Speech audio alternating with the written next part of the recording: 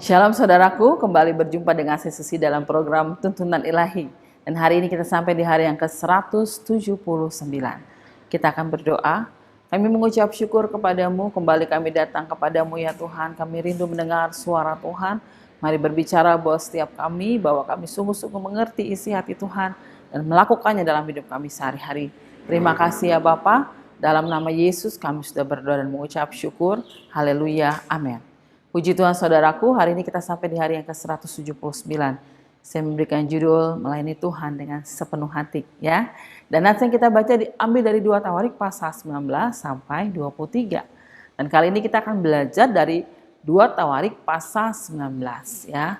Dalam kepemimpinan Yosafat di Yehuda, Yosafat tidak hanya ada di kota atau satu tempat tertentu.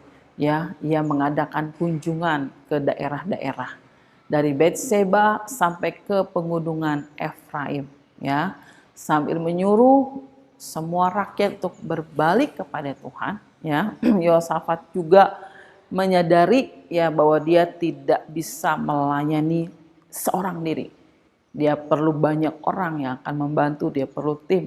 Ya, untuk itu dikatakan ayat yang kelima, ia mengangkat hakim-hakim, ya, di setiap negeri. Kemudian dia juga dari semua kota yang berkubu di Yehuda, tiap-tiap kota yang mengangkat hakim-hakim, ya. Dan di situ juga Yosafat mengajarkan, memuridkan, ya. Dia mengatakan tentang harus mempertimbangkan, ya, semuanya itu dengan hikmat Tuhan, dengan takut akan Tuhan, bertindak dengan seksama, jangan curang, ya. Jangan menerima suap.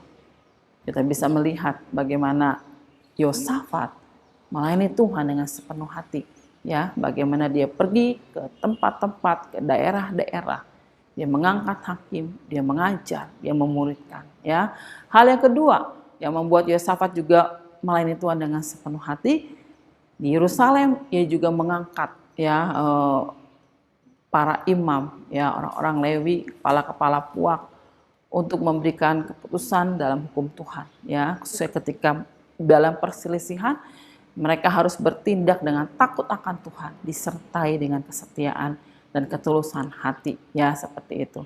Dan ayat 12 mengatakan bagaimana mereka harus bertindak tegas dan Tuhan akan menyertai orang-orang yang tulus hati, ya. Kenapa Yosafat bisa melayani Tuhan dengan sepenuh hati?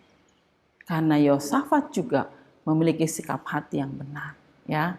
Yang pertama, sikap hati yang benar yang dimiliki oleh Yosafat adalah di ayat yang ketiga, bagaimana Yosafat itu memiliki hati yang tekun mencari Tuhan. Tekun mencari Tuhan, ya. Dia sungguh-sungguh mencari Tuhan setiap waktu dengan gigih tanpa berhenti dia mencari Tuhan. Dan hal yang kedua, kenapa Yosafat melayani Tuhan dengan sepenuh hati? Karena dia punya sikap hati yang benar. Dia memiliki sikap hati yang lembut, ya. Kalau kita baca di ayat-ayat pertama, ya, Yosafat ditegur oleh Yehu, ya, Nabi Yehu. Kenapa? Karena Yosafat itu bersahabat dengan orang-orang fasik, ya. Yosafat ditegur, ya, karena tidak boleh terlalu dekat, ya, karena bisa membawa pengaruh yang buruk, ya. Dan Yosafat mendengar, menerima nasihat dan teguran itu. Ya, ketika Yosafat memiliki sikap hati yang benar, ketika dia melayani, dia juga melayani dengan sikap hati yang luar biasa, dengan sepenuh hati. Ya, mari kita memiliki sikap hati yang benar, sehingga kita pun akan melayani Tuhan dan melakukan apa yang Tuhan mau dengan sikap hati yang benar. Ya, dengan hati yang jujur, dengan hati yang tulus, dengan hati yang takut akan Tuhan, dengan hati yang setia. Ya. Oke saudaraku, dan nas yang akan kita baca besok diambil dari Mazmur pasal 82 sampai 83 dan kitab Obaja. Ya, Tuhan Yesus memberkati kita semua. Shalom.